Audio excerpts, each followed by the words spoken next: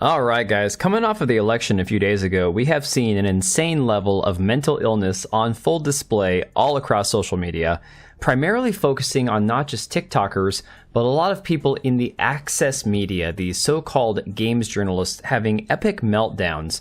And of course, the one that we would all naturally gravitate towards, because she's just kind of like a train wreck in motion, is Alyssa Mercante. Alyssa Mercante, who apparently a few days ago decided to challenge Melanie Mac once again to a fight.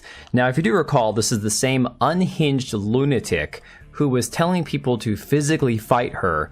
And then when people actually volunteered, women, biological women volunteered to kick her ass, she declined. It was all, oh, I'm not going to make some grifter money. We have to go do it in a back alley. Very strange behavior by this, unfortunately, possibly mentally ill individual. So, that being said, she went after Melanie Mac once again, trying to get her to commit to a fight, and it was as cringe as you would imagine. Of course, Alyssa likes to spend a lot of time at the gym, taking pictures of herself, half naked, putting it on the internet. Somehow that makes her badass or a muscle mommy, as these women are all obsessed with, I guess. But it gets better because fast forward to today, and now we have the announcement from Alyssa that she is no longer gainfully employed at Kotaku. Now, I'm not going to say one of these things has to do with the other, but what I will say, and this has been coming for a long time now, we saw previously that Geo Media shut down the Australian branch of Kotaku, completely shut it down, the subsidiary, it's gone. They nuked it months ago. So the writing has been on the wall for a lot of these websites for a long time. And unfortunately for Alyssa, she just made it too easy for them to let her go. She is nothing but a nuisance and a black eye for this company. I know Kotaku doesn't take themselves too seriously. They employ a bunch of unhinged lunatics, but at some point when the money runs out and these people are just making you look worse and more unprofessional, eventually they have to go. So in a post to Twitter, Mercante wrote, "Work news. After exactly 2 years, I've decided to leave Kotaku and my role as senior editor.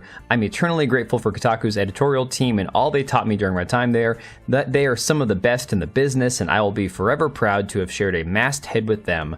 They continuously fight to maintain the editorial pillars that make Kotaku great and hold on to their journalistic integrity in the face of increasing pressure to compromise that." I recall one of these conventions where it might have been IGN, but I'm pretty sure it was Kotaku. There was a sign that said, Kotaku's journalistic integrity, 404, error not found. Pretty accurate. She added, "It's been a long few months during which I've learned a lot about myself and my value as both a woman and a writer. This is the right decision for me. I have some things coming down the pike, so keep your eyes peeled." It was later pointed out by Hypnotic that Alyssa Mercante is currently, or at the time of writing this, was in Montreal visiting Compulsion Studios, who is making that South of Midnight game. That is a Sweet Baby Inc. property, a Sweet Baby Inc. project that they are working on. And right here you can see Hypnotic's tweet saying Alyssa Mercante has been fired, supposedly left Kotaku. She claims she has something in the works. Alyssa Mercante is currently traveling to Montreal, Canada. Montreal is where Sweet Baby Inc. is located. And again, there is a photo floating around of her at Compulsion Studios with Khalif Adams, another one of these shills. But it gets better, because Kotaku is also in the process of burning down immediately following the election. And Smash JT called this months ago, said, "I'm confident Kotaku and many other fake news outlets with zero integrity will be out of business shortly following this date by pure coincidence, of course." And this was back on October 23rd. So again, about 2 weeks ago, he called it. Now you see people like Willow Rose saying, "Gonna take time to process and figure shit out, but if you're a PR person, please keep in touch and maybe add my email to your lists." I never even got to write an introduction post on Kotaku, let alone a goodbye post or partake in end-of-year conversations at the site. That shit was kind of a dream, not gonna lie. Sorry, shit sucks, and it's all hitting. Again, I was laid off from Kotaku, don't know what is next for me. Then you have Moses Tavares saying, "LMAO, I slept in and woke up to the news that I've been laid off from Kotaku."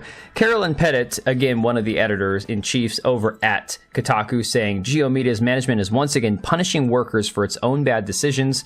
Management mandated that some writers stick to, quote, service posts, and now that the numbers aren't panning out, surprise, surprise, 2 of those writers have been laid off. Cruel and misguided." Again, this is a person who has been heavily defending Sweet Baby Inc., who was part of Feminist Frequency back in the day, if I do believe, somebody who's had a lot of vitriol for gamers as a whole, and it doesn't surprise me to see them lashing out at their parent company due to the fact that, oh yeah, here you go, Kotaku's journalistic integrity, due to the fact that people are being let go given that their company has no value anymore in games journalism. Nobody trusts Kotaku. It's all a bunch of political hit pieces, one after the other, or some unhinged meltdown from some loser who just wants to be more of an activist than a journalist. But don't worry, guys. In case you're wondering where we're going to get our lulls from in the future, there are still sites like PC Gamer and Eurogamer and The Verge. They're still in business for now. This one from PC Gamer had me rolling in laughter earlier. I kind of skimmed through the article. It says, Metaphor Refantasio's success is further proof that politics are good in video games, actually, no matter what reactionaries tell you. This is from Harvey Randall, somebody who later on in the article describes themselves as also being somewhat gender confused. I don't know what that means. He goes by he pronouns, so I have no idea what that's supposed to mean.